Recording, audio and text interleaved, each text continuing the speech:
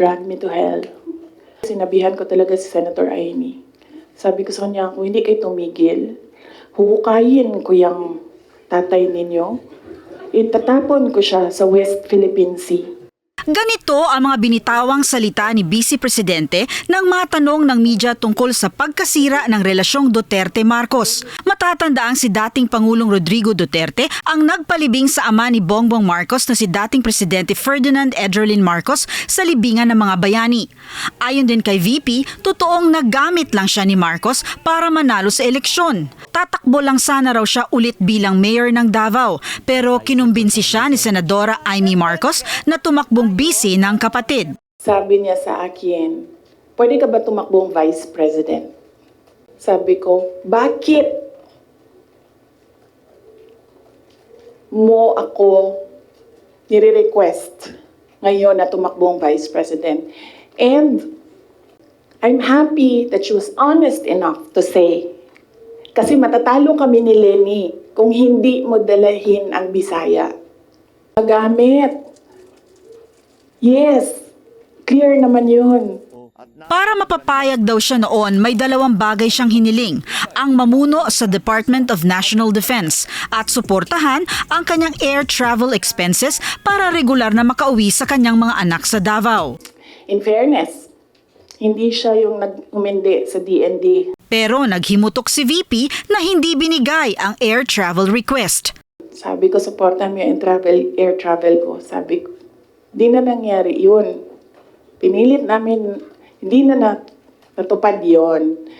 Isang beses sinabihan ko siya. Sabi ko, pwede ba sabihan mo yung 250? Kasi ako ang priority. Hindi ikaw. Kasi yan yung usapan natin. Kasi naiintindihan mo, di ba? Na meron akong maliliit na anak. Tapos sinabi siya, do I have to tell them? A semi-British accent. And I said, of course. Kasi presidente ka, ikaw magsabi. So, hindi na. Isang beses. And then one time, priority daw si Lisa. Hindi ko alam kung anong trabaho niya para sa bayan na ito. Some form of insincerity. Isa pa sa rason kaya siya pumayag na tumakbo bilang Vice President ay dahil gusto niyang makita na matapos ang mga nasimulang proyekto ng kanyang ama. Madaming big ticket projects. Si PRD.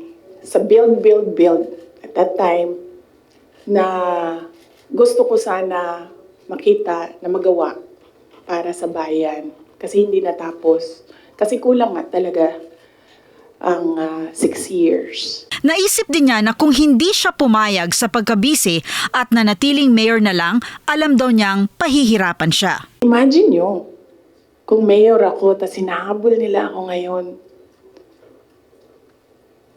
Diba? Napakadali nila ako i-suspend.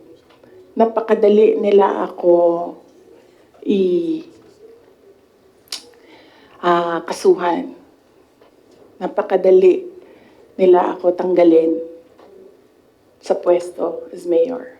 Ngayon, hindi nila ako matanggal.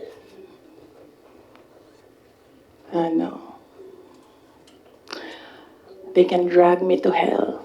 Sa dami ng punan niya sa pamamalakad ni Marcos sa gobyerno, ang assessment niya, hindi marunong maging presidente ang nakaupo. Kasalanan ko ba yun? Hindi. Ba't sinasabi ng mga tao, kasalanan mo kasi hindi ka tumakbo, ikaw sana yung presidente, hindi siya. Kung presidente niyo siya, okay lang. Ako, hanggang vice president lang ako. Hanggang number 2 lang itong. Tumanggi namang magsalita ang Vice Presidente tungkol sa mga issue sa kanyang budget na ngayon ay binubusisi sa Kamara. Sa pagdinig naman sa extrajudicial killings kung saan isinangkot ang kanyang ama, anya maaring siya na ang susunod na papangalanan sa komite. Sa banta namang maaaring ipaaresto ang mga taga-OVP na hindi sisipot sa pagdinig, sasamahan na lang daw niya ang mga ito sa kulungan. Para sa Agenda, Pierre Pastor, BNC.